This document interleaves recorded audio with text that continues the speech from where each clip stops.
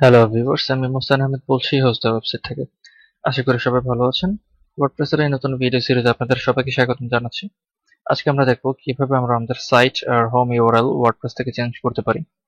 তো এটার জন্য দুইটা পদ্ধতি আছে। একটা হচ্ছে ওয়ার্ডপ্রেসের ভিতর থেকে চেঞ্জ করা যায়, আরেকটা পদ্ধতি হচ্ছে আমাদের সি প্যানেলে যে আমরা আমাদের যে ফোল্ডারে ওয়ার্ডপ্রেস ইনস্টল করা আছে সেই ফোল্ডার ওখান থেকে wp dot wp underscore config যে ফাইলটা আছে সেই ফাইল থেকেও চেঞ্জ করা যায়। ভিউয়ার্স, এরই মাঝে আপনাদের জানিয়ে রাখি আপনাদের জন্য রয়েছে একটি দারুণ অফার। আমাদের ভিডিওটি যারা দেখছেন ও সাবস্ক্রাইব করেছেন তাদের জন্য হোস্ট ওয়েবসাইট দিচ্ছে হোস্টিং এর উপর 10% থেকে 70% পর্যন্ত ছাড়। আপনাকে যেটা করতে হবে শুধু ইউটিউব এই কুপনটি ব্যবহার করে আমাদের ওয়েবসাইট থেকে হোস্টিং কিনলেই আপনারা পেয়ে যাবেন 10% থেকে 70% পর্যন্ত ছাড়। বিস্তারিত জানতে আমাদের ওয়েবসাইট ভিজিট করুন www.hostthewebsite.com। ভিডিও ডিসক্রিপশনে ডিটেলস লেখা থাকবে, আপনারা ওখান থেকে জিনিসটি চেক করে নিতে পারেন। তো আজকে আমরা দুইটা পদ্ধতি দেখব। তো প্রথমে আমরা আমাদের ওয়ার্ডপ্রেস সাইটটাতে চলে যাব। ওয়ার্ডপ্রেস সাইটটাতে যে আমরা ওয়ার্ডপ্রেসে লগ ইন করবো। ওয়ার্ডপ্রেসে লগ ইন করা হয়ে গেলে আমরা আমাদের সেটিংস অপশনে চলে যাব। সেটিংস অপশনে যে আমরা এখানে দেখতে পারবো যে ওয়ার্ডপ্রেসের অ্যাড্রেস ইউআরএল আর সাইট অ্যাড্রেস দুইটাই দেওয়া আছে। তো আমরা যেটা করব সেটা হচ্ছে আমি আমাদের ইউআরএল চেঞ্জ করে test.অনেক.org ছিল সেটা আমি টেস্ট কেটে দিব এবং এখানেও কেটে দিব টেস্ট। ওকে, তো এখন ইউআরএল যেটা হবে এটা হচ্ছে আমার ওয়ার্ডপ্রেস ইউআরএল আর সাইট অ্যাড্রেস।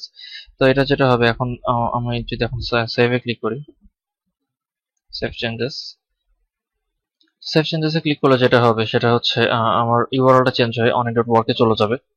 তো এক্ষেত্রে যেটা হয় আমাদের যদি হোম ডিরেক্টরিতে কোনো ওয়ার্ডপ্রেস ইনস্টল না করা থাকে তো সেক্ষেত্রে একটা প্রবলেম ক্রিয়েট হবে। তো আমাদেরকে অবশ্যই হোম ডিরেক্টরিতে ওয়ার্ডপ্রেস ইনস্টল করতে হবে।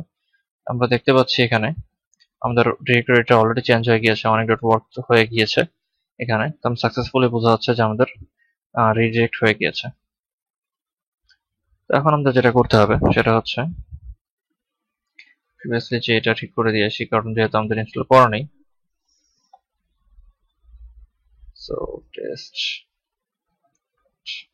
তো আমাদেরকে কিছু মাথায় রাখতে হবে, সে আমি যদি যখনই এটা চেঞ্জ করব, যেমন আমি যদি এখানে টেস্ট অন ওয়ার্কের জায়গায় আমি যদি work.com লিখি তাহলে এটা চেঞ্জ হয়ে .com চলে যাবে। এখানেও সেম। তো এই দুটো সেম রাখলে তখন আমাদের হবে test.অনেক.com চলে যাবে ওয়ার্ক থেকে।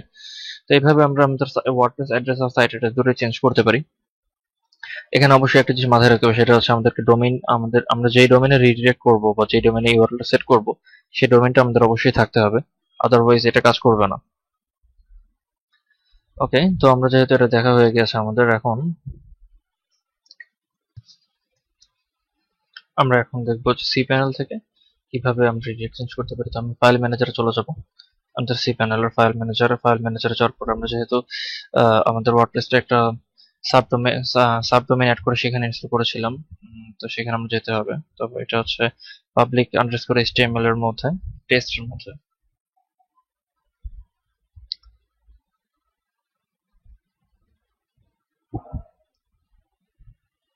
এখানে দেখতে পাচ্ছি টেস্ট ফোল্ডার আছে। টেস্ট ফোল্ডারের মধ্যে আমরা ডব্লিউপি কনফিগ ফোল্ডারটা খুঁজে বের করতে হবে।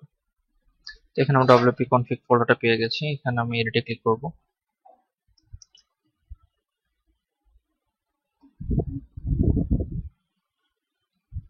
এডিটে ক্লিক করা হয়ে গেলে এখন আমার যেটা করতে হবে ডিফাইন দিয়ে তারপরে আমার যে ইউআরএলটা আছে সেই ইউআরএল রিট্রিভ করতে হবে। তো আমরা অবশ্যই এটা পিএইচপি এটার মধ্যে করতে হবে, আমাদের পিএইচপি ট্যাগের মধ্যে। তো আমি এটা এখানে একটা স্পেস নিয়ে তারপর সেখানে আমাদের যে কোডটা আছে সেই কোডটা লিখে দিব।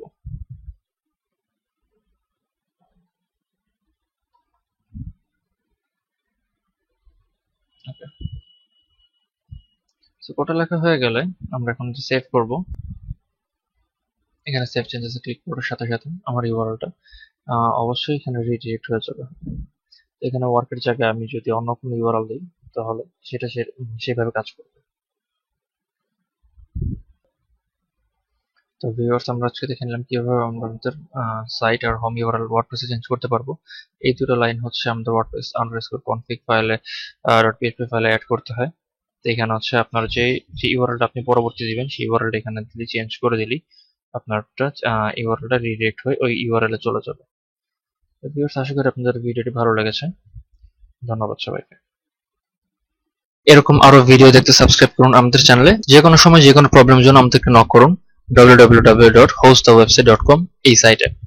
ধন্যবাদ সবাইকে।